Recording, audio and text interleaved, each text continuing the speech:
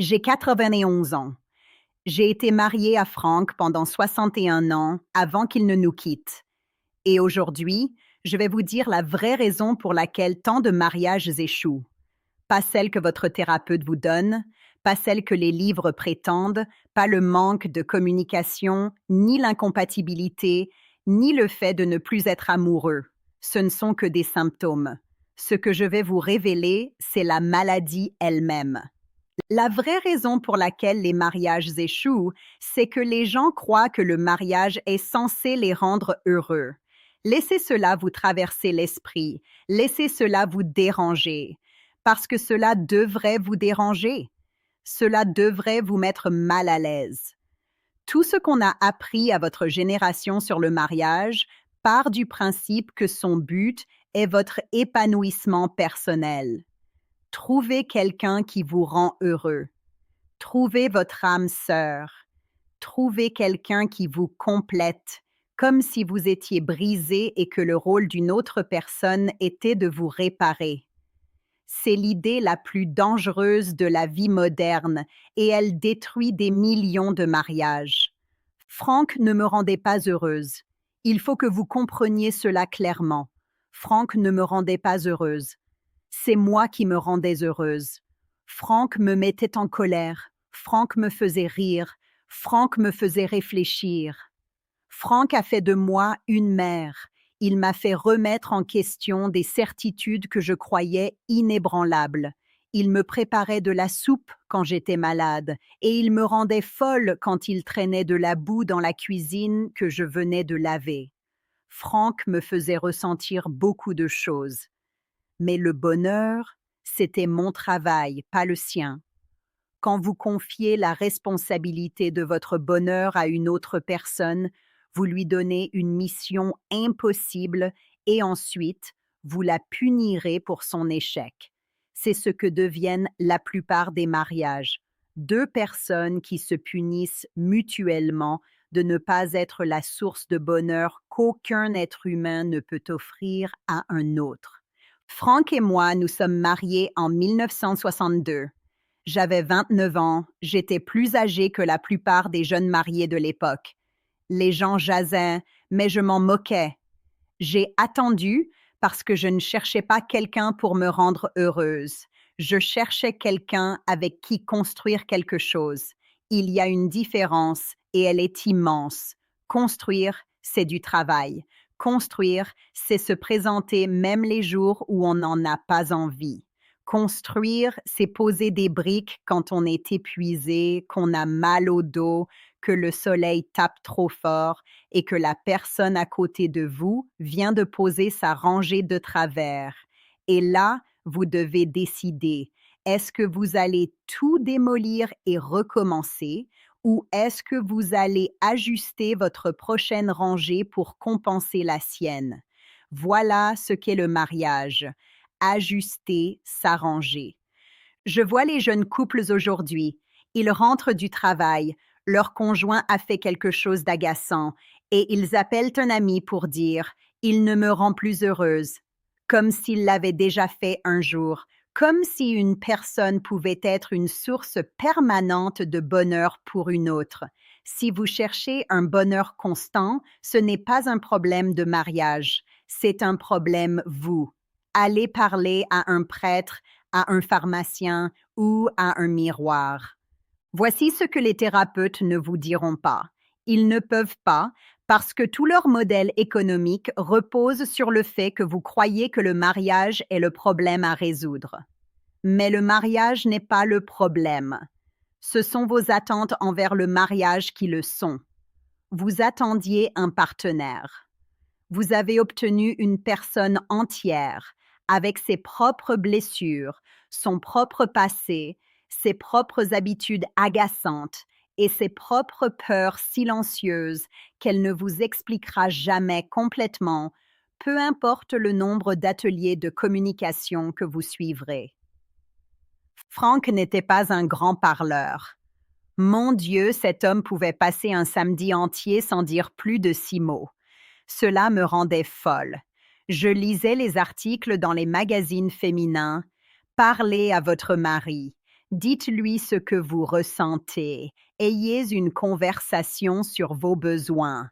Alors je m'asseyais avec Frank et je disais, il faut qu'on parle.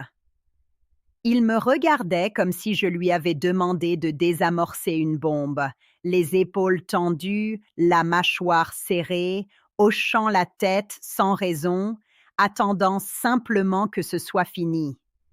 J'ai passé les 10 premières années de notre mariage à essayer de faire de Frank un grand parleur.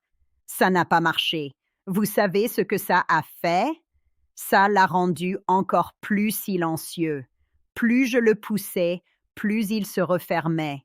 Plus je lui demandais de s'ouvrir, plus il se fermait, et nous étions tous les deux malheureux. Je croyais que notre mariage était en train d'échouer parce que nous ne communiquions pas. Mais ce n'était pas le mariage qui échouait, c'était mes attentes. Frank exprimait ses émotions par l'action. Quand j'étais contrariée, il ne me demandait pas ce qui n'allait pas. Il sortait et réparait la clôture dont je lui avais parlé 3 semaines plus tôt. Quand il était contrarié, il n'en parlait pas. Il rangeait le garage. Après une grosse dispute, il ne s'excusait pas avec des mots. Il préparait le petit déjeuner le lendemain matin et posait mon café sur la table avant que je me réveille. Son langage, c'était l'action. Le mien, c'était les mots. Et pendant 10 ans, je l'ai puni de ne pas parler ma langue, au lieu d'apprendre à entendre la sienne. Le jour où j'ai arrêté d'essayer de changer Frank, c'est ce jour-là que mon mariage a vraiment commencé. J'avais environ 39 ans, nous étions mariés depuis 10 ans. Un matin, je me suis réveillée et Frank était déjà parti au champ. Le café était sur la table et mes bottes étaient près de la porte. Il avait vu qu'il allait pleuvoir et les avait rentrées pour qu'elles ne soient pas mouillées. Je me suis assise à cette table en buvant ce café, en regardant ses bottes, et j'ai pensé, cet homme me parle tous les jours. Je n'écoutais simplement pas. À partir de ce jour-là, j'ai arrêté de demander à Frank d'être quelqu'un qu'il n'était pas. J'ai arrêté d'exiger des mots et j'ai commencé à prêter attention à ses actes. Et une fois que j'ai fait cela, j'ai réalisé que j'étais mariée à l'homme le plus éloquent que j'ai jamais connu.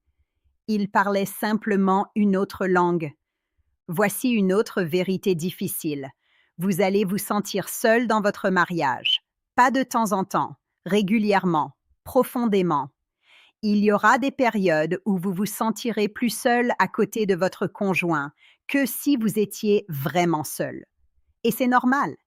Ce n'est pas le signe que quelque chose ne va pas.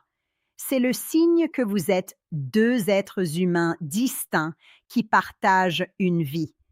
Et parfois, ces vies se déroulent en parallèle plutôt qu'entremêlées. L'écart entre deux lignes parallèles peut sembler aussi large qu'un océan.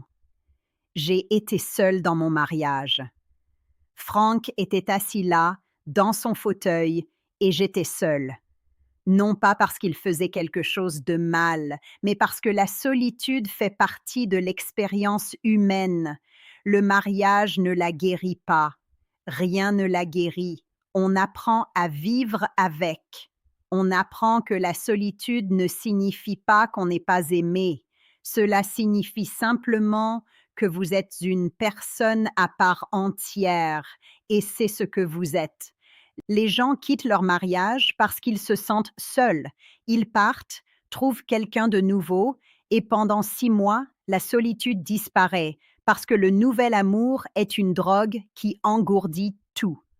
Puis la drogue s'estompe et la solitude revient. Parce que ce n'était jamais une question de l'autre personne. C'était toujours une question de vous.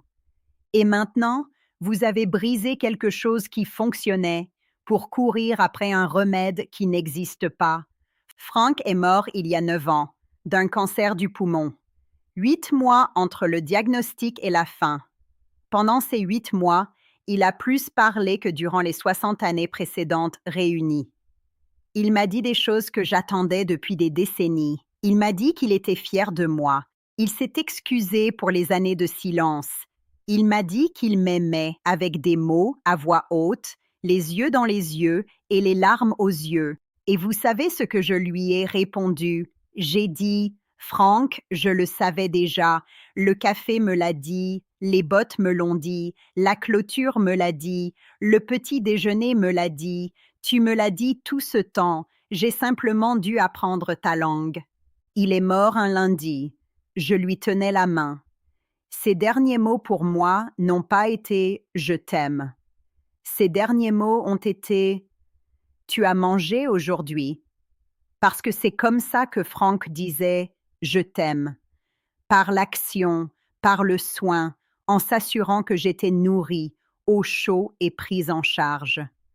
Jusqu'à son dernier souffle, il a pris soin de moi, à sa manière. Alors voici mon conseil pour tous ceux qui m'écoutent. Arrêtez d'attendre que votre mariage vous rende heureux. Commencez à attendre qu'il vous fasse grandir. Grandir, ça fait mal. Grandir, c'est inconfortable. Grandir, c'est se regarder honnêtement et admettre que la moitié des problèmes dans votre mariage vous appartiennent. Arrêtez d'essayer de changer votre partenaire pour en faire une version plus commode pour vous. Commencez à apprendre sa langue. Il vous parle. Vous n'écoutez simplement pas et arrêtez de fuir la solitude. Asseyez-vous avec elle. Elle ne vous tuera pas. Et quand vous sortirez de l'autre côté d'une période de solitude avec la même personne à vos côtés, vous comprendrez quelque chose que la plupart des gens n'apprennent jamais. L'amour ne consiste pas à ne jamais être seul. L'amour, c'est choisir à côté de qui on veut être seul. J'ai choisi Franck pendant 61 ans. Et même les moments de solitude en valaient la peine. Chaque instant.